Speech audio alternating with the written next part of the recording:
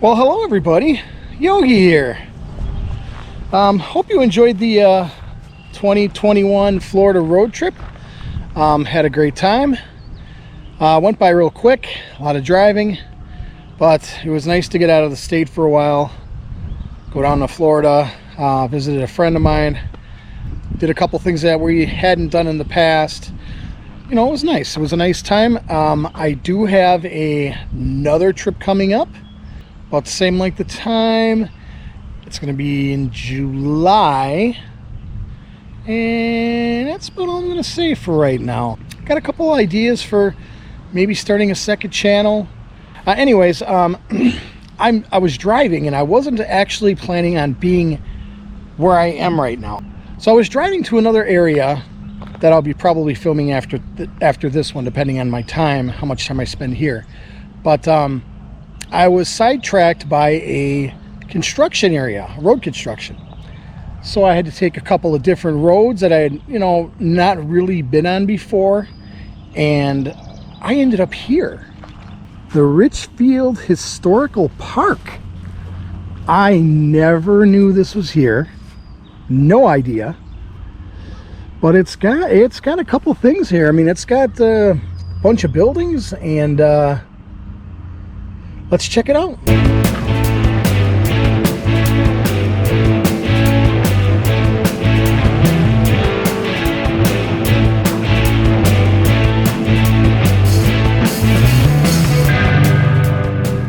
I don't know if they're open or not. I'm the only car here, so my assumption is they're not open right now. There is a welcome center coming up right here. I'll turn the camera around. Welcome center sign with the flag behind it. Very nice. Interesting steps with the wagon wheels. Lillicrap Welcome Center. It says here this farmhouse, which is right here. This farmhouse was built in the 1860s on the homestead of Richard and Mary Pierce Lillicrap. Immigrating with their children from Stockwell, England in the mid-1800s, they had come to Richfield to farm the 40-acre parcel they had been granted. The property included a lake, then known as Lillicrap Lake, and now Amy Bell Lake. They built this home in the classic Greek Revival architectural style that was in vogue at this time. The home was donated to the Richfield Historical Society in 2007, and it was moved to this site and restored by Richfield Historical Society. It was officially dedicated as part of the Richfield Historical Park in 2014. Again, it's not open. There's nobody here. I'm the only person here right now. Because you get to film uninterrupted with, people and sounds and things, and so you just get to have free reign of the park, I guess. Let's see, what's been up with Yogi since the Florida road trip. Work. Last week we went to my son's birthday. My oldest son turned 21 last week. We went out to eat and everything was fine until about 2 hours later. My stomach started hurting. Spent the whole night, every 2 hours, getting up with stuff coming out of here and down here. Turns out I caught some food poisoning. That was not fun at all. Other than that, just been working and hanging out in Wisconsin. They have a nice little bridge going across what appears to be a creek when there's enough water. There's no water in it now, though. They are currently remodeling this house here, or redoing the not remodeling the house, redoing the stone walkway here. That is a really neat looking house, though. Ooh, can you imagine this house on a rainy, stormy night? And a light appears in the upstairs window. And you're stranded. You run out of gas. Do you knock? Do you go in? I'll save that for Halloween. All right, anyway, so this is the mill house. The Messmer Mill house was the home of the mill operations family. The north half of the house was built in the late 1860s by Andrew Messmer, son of sawmill operator Johann Messmer. It consisted of the kitchen, sitting room, a small room on the main floor, and 3 upstairs bedrooms. Due to Andrew's untimely death, his wife had to sell the property to his uncle and actually added the south half of the house in the late 1890s. From 1971 till 1988, the house was vacant. In 1988, the then town of Richfield purchased the property. The Richfield Historical Society restored the house, resulting in how it is seen today. Just to give you an idea, pretty neat little park. Had no idea this place existed. It's really tucked away in a quiet residential area.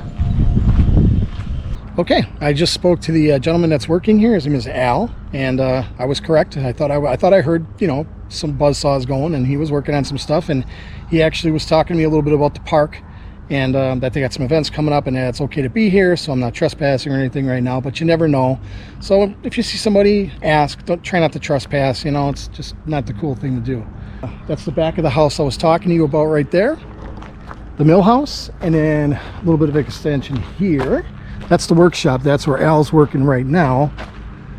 And here's the back of the mill house. None of the properties are open. They're all locked up and stuff, so we can't go inside or anything like that. But we can come back when there's volunteers and when they have events going on, and check out the insides of the buildings. It says keep closed. Gee, I wonder why. You know, the weather's been really weird lately. Saturday it was 80 something. Not too bad, pretty breezy. So here's the odd house. Let me keep closed. Yeah, I'm not gonna open that door.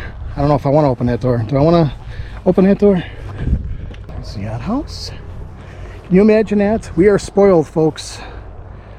We are spoiled. We don't have to use odd houses anymore. All right, back to my story. So Saturday was like in the 80s, nice breeze. Yesterday it was just crummy. It was like 50s and just rainy, yucky. But now today it's back up in the low 80s, but it is humid. We got the smokehouse. I'm not going to open the doors or anything, but this smokehouse was used by families who lived in the farmhouse because there was no electricity until the 1920s, and therefore no refrigeration. The meat needed to be preserved by smoking it. Once the animal was butchered, the meat was hung in the smokehouse for about 2 weeks. Then it was placed in a cool room in the farmhouse. So there's your smokehouse. There is also a nature preserve attached to the area. It's pretty neat. You know, that's what happens when you drive on these less traveled roads. You'll never know what you come across. I would have never saw this had I not taken the way I took. I mean, it's not a huge property by any means, but still, you have, I'm assuming that's where the mill was. Take those roads less traveled, folks. Don't be afraid. Unless it's a dark, stormy night, of course, and you run out of gas. That little creek that ran through here is dry. I don't know if it ever has like water in it. At one time it did, but I mean, look at it. It's pretty dry now. A whole lot of nothing down there. It's always fun to come across things that have history, you know. Historical, because a lot of that's being put on the back burner nowadays. You're told to believe something else. So here's the plaque. It's the Messmer Mill.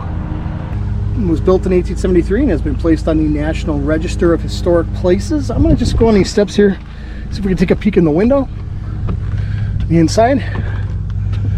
Ooh, that looks pretty cool in there, eh? Those floors. Very neat. Yeah, I definitely want to come back here when they have an event. But they do have security alarms and stuff, so don't try to be cool, folks. And if you do find this place, be respectful. Always be respectful.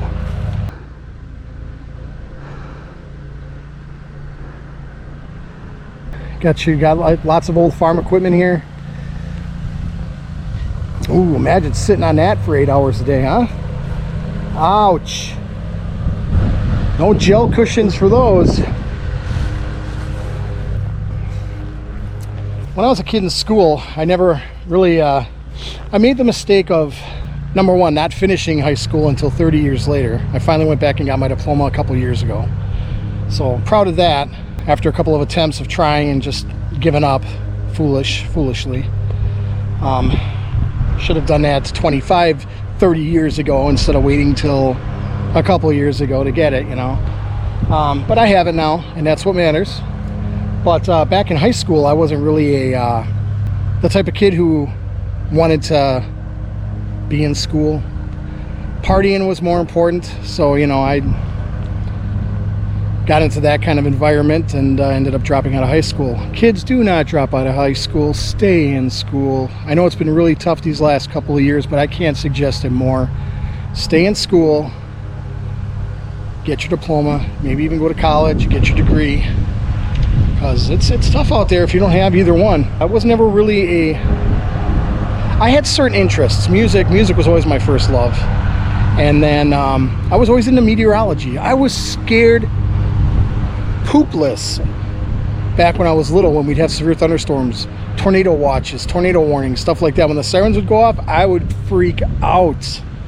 And now it's like, if there's a tornado siren going off, I'm like, where is it? Can I get in my car and try to go see it? You know, stuff like that. But they don't go off very often in this area anymore. You know, the technology is so good now.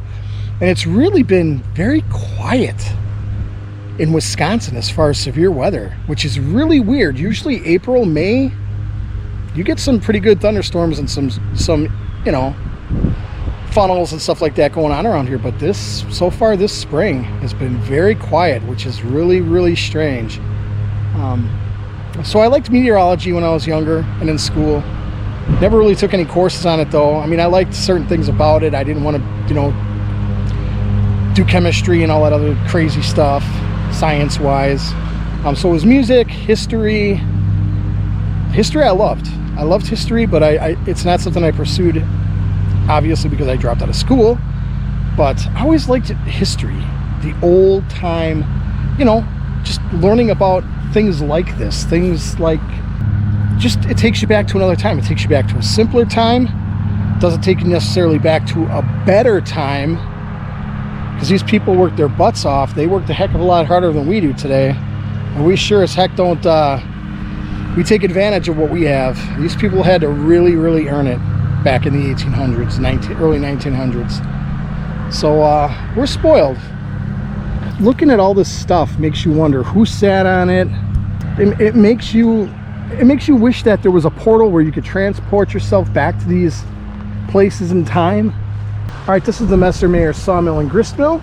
Johann Messmer homesteaded in Section 9 in the town of Richfield in 1846, having immigrated from Hesse, Darmstadt, Germany, with his wife Charlotte Mayer and their 4 children. By February 1848, Johann acquired a total of 120 acres. In 1856, Johann Messmer constructed a sawmill on his property near Cooney Creek. Then in 1869, approaching the age of 65 years, he made provision for his children. His second eldest son, Andrew, received 27 acres of land that included the sawmill. Recognizing the potential offered by the cash crop, wheat, he began construction of a grist mill in 1871. The mill was barely completed when Andrew was killed in an untimely accident with a horse in 1874. He was just 37 years of age, leaving behind a young widow and small children. The sawmill and grist mill were purchased from his estate by Johann George Mayer, brother to Charlotte Mayer Messer, in 1876.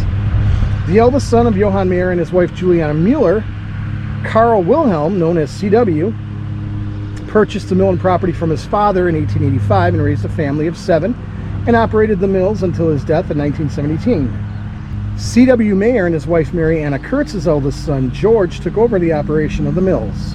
George and his wife Martha Anna Mauer raised 2 children on the property. The sawmill ceased operation in 1930 and stood unused until 1951 when it collapsed. The grist mill continued operation with its EP, Alice, grinding stones, roller mills, and sifting equipment until the 1930s.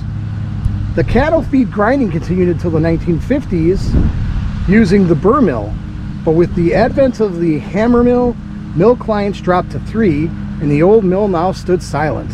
The property remained in the Mayer family for almost 100 years before George Mayer, the last miller, passed away in 1973. It's another little plaque showing the Mayer Mill. Little free library. Come down here, grab a book, leave a book. Read the book, finish the book, put the book back. Take another book, read that book, and on and repeat. So this says Rosenheimers Mill. It says here in 1865, Lehman Rosenheimer built a steam-powered mill which was owned by his family until 1942. During the 77 years of operation, the steam-powered mill produced flour and animal feed. The Rosenheimer mill site was located in Slinger near the railroad tracks to easily transport their product. The mill site is currently occupied by E.H. Wolf & Sons Fuel Oil Company. You know what? That's going to do it for me for this episode of Road Trips with Yogi. Again, this is the Richfield Historical Society, and what I'm going to do is I will leave a link in the description below of the website so you can check it out and see what kind of events they have coming up. And I plan on being back here too to check it out when it's open. There's another one in Ozaki that I want to hit too when they're open. They're only open on Saturdays, so it's kind of hard because I usually work on a Saturday. But that will do it for this episode of Road Trips with Yogi. I'd like to thank every one of you. I'm glad you guys enjoyed the trips, the Florida trips. I enjoyed the comments in the trips. There were a couple comments that I had to delete because they were not nice. So guys, if you could keep it nice on the comments, I really don't need to hear that I'm not a great storyteller. You either like my channel or you don't. I'm not the best storyteller. I'll be the first to admit it, but I'm working on it. I don't see your channel up there anywhere, so thank you to each and every one of you who have liked, subscribed. Please share my episodes. Don't forget to hit the subscription bell. Don't forget to subscribe to my channel to get updates when new episodes arrive. Look at this, I'm like sweating like crazy. It's hot out here. Oh, I'm also on Patreon. If you're interested in helping me on my support my adventures, you could go to www.patreon.com/roadtripswithyogi and consider making a small monthly donation there. And again, I'm at the Richfield Historical Society Park in Richfield, Wisconsin. Until the next episode, folks, I am Yogi, and I am out of here.